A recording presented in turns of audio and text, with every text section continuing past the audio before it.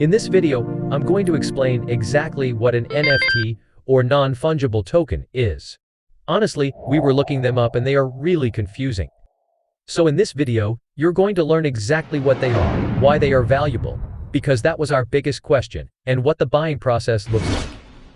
A non-fungible token, also known as an NFT, is a type of digital token or asset. A common analogy is to think of these as digital trading cards or digital paintings. Whenever you buy an NFT, you are basically just buying the rights to that specific asset. Now, non-fungible means that it can't be changed. Whenever it is created, you can't split it up, and it must be distinguishable from something else. Unlike a Bitcoin, one Bitcoin is the exact same as another Bitcoin. Well, with NFTs, they're never the same, they're always different. Also, a token is a small piece of data that you own. An NFT is a symbol that you own, and that doesn't change over time. That's the main stuff. But what exactly is an NFT when it comes to the details?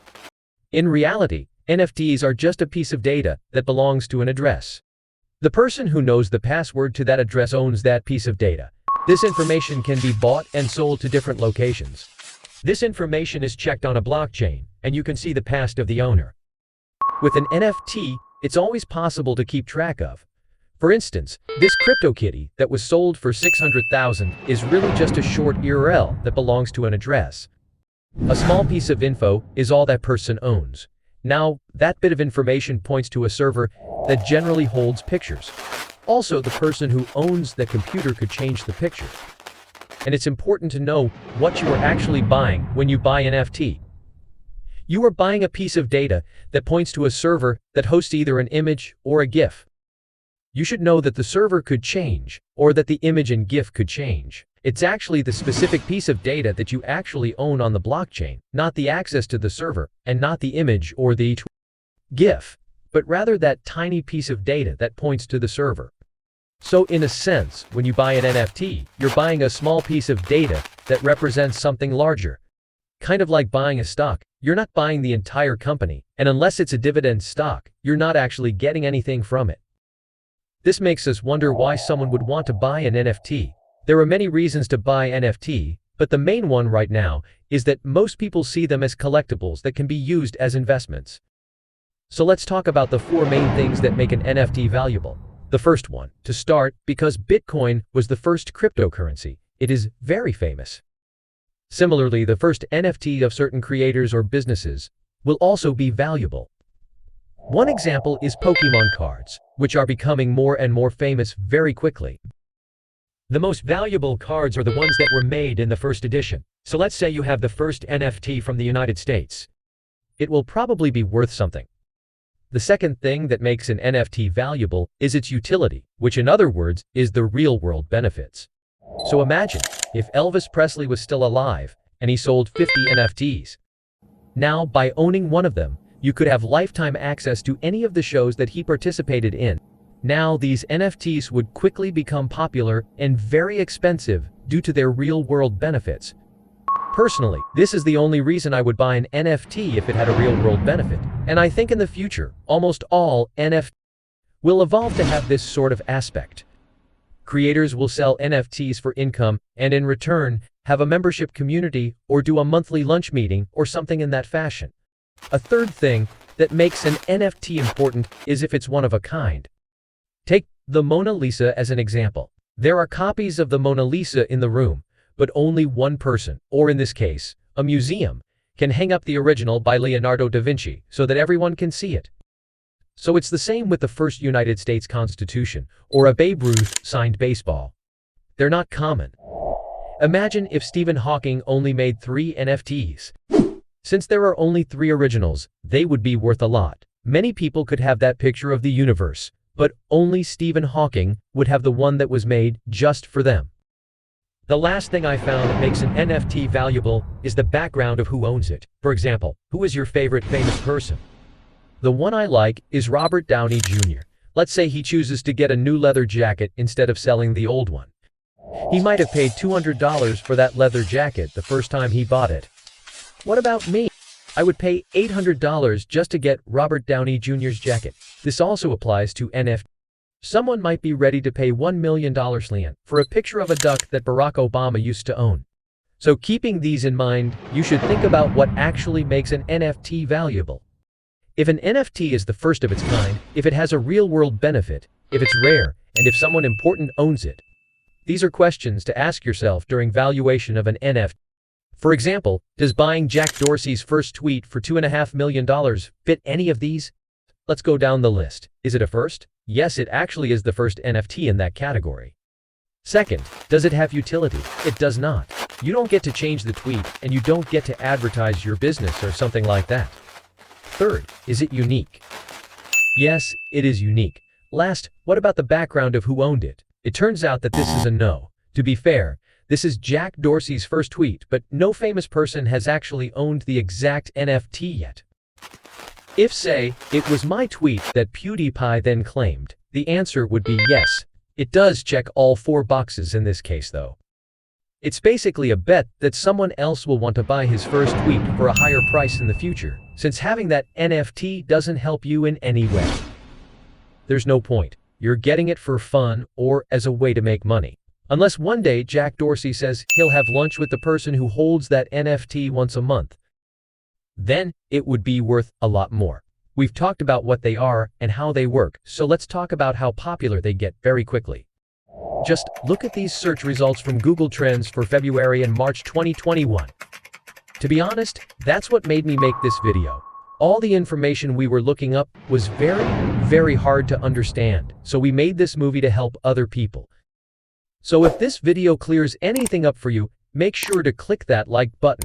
Also, as a newer channel, you might consider subscribing because it helps us immensely as this video actually took hours to research, write, and animate. Moving on, I'd like to tell you the 11 most valuable NFTs. Now, this might get a little rambly, and you can skip ahead if you don't want to listen to them. Number 1. CryptoPunk 6965. On February 19, 2021, it sold for 800 Ethereum.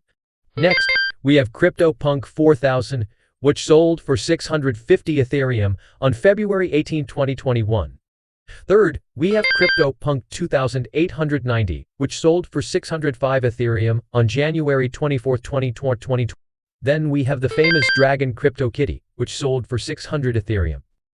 CryptoPunk 6487, which sold for 550 Ethereum. The next thing we have is about 12,600 square meters of land in the world of Decentraland.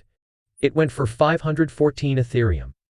The next item was a hash mask 9,939 that sold for 420 Ethereum. It was sold for 415 Ethereum. The phone delta time is a really cool idea for a car. It cost 400 Ethereum to sell another CryptoPunk. A real piece of land in the world of Central Land was sold for 345 Ethereum. The well-known Neon Cat was sold on February 19, 2021 for 300 Ethereum. So another important question to ask about NFTs is, can someone copy your NFT? Well, technically yes. Someone can copy an NFT just like any other piece of artwork. But the original NFT address can be traced back to the original creator since all NFTs have a log of their transaction history. It's also important to note that someone could create a new NFT that points to the exact same hosting address that the original NFT does, or they could point it to a different address that is of the same image or GIF. The value in an NFT is not the image, it's the specific piece of data. Just like I could make a free throw at my local YMCA, and LeBron James could toss one in, while 30,000 people are watching. Even though these are basically the same thing, one has way more value based on what other people think of it. I may be doing the exact same thing LeBron is doing, but people value his free throw way more than mine. If you're new to NFTs, you may also be wondering how to buy them. Getting an NFT is pretty easy, and it's probably about as hard as getting stock in a company. This is something you should know. Most NFT are sold on NFT-only platforms like eBay, Amazon, and Facebook Marketplace. One possible downside of buying NFTs is that they are usually bought with Ethereum. This means that you'll probably need to have Ethereum on hand before you can buy a CryptoKitty or an NB atop. Shot. To buy cryptocurrency and move it to a wallet that you can buy an NFT, you usually need to know how to transfer cryptocurrency. In this deal, you could lose all of your money if you do it wrong. App, Rarible, Nifty Gateway, Open, Super Rare. SEO are the 4 most popular NFT platforms where you can buy and sell NFT. The first thing you need to do when you want to buy an NFT is to make an account on that website. Step 2. You'll either need to buy cryptocurrency on a different exchange and then move it to your wallet on that exchange. Purses for NFTs are a lot like purses for other cryptocurrencies. Usually, they have a public key and a secret key. Most of them are based on the ERC-721 format. The last thing you can do is bid like a sale and pay for the NFT you want to buy. The NFT will be added to your account and then saved in your pocket if you win. You might be thinking where to put your NFT now that you have bought it. It is kept in a pocket. To show your friends and other people what you've recently bought, you should make sure it's safe and easy to get to.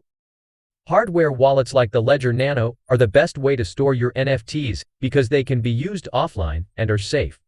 Here are some websites that will host your wallet if you want to keep it online. MetaMask.io, TrustWallet.com, and Engine. That's where this video ends. I hope you found it helpful and it clears up some confusion. Welcome to Crypto Codebreaker, your gateway to unraveling the mysteries of cryptocurrency. Don't forget to show your support by liking the video and hitting that subscribe button. Here, we explain topics of the cryptocurrency world using analogies, stories, and examples so that you can easily understand them. We promise to keep it simple for you. Thanks for watching, and we hope to see you in the next one.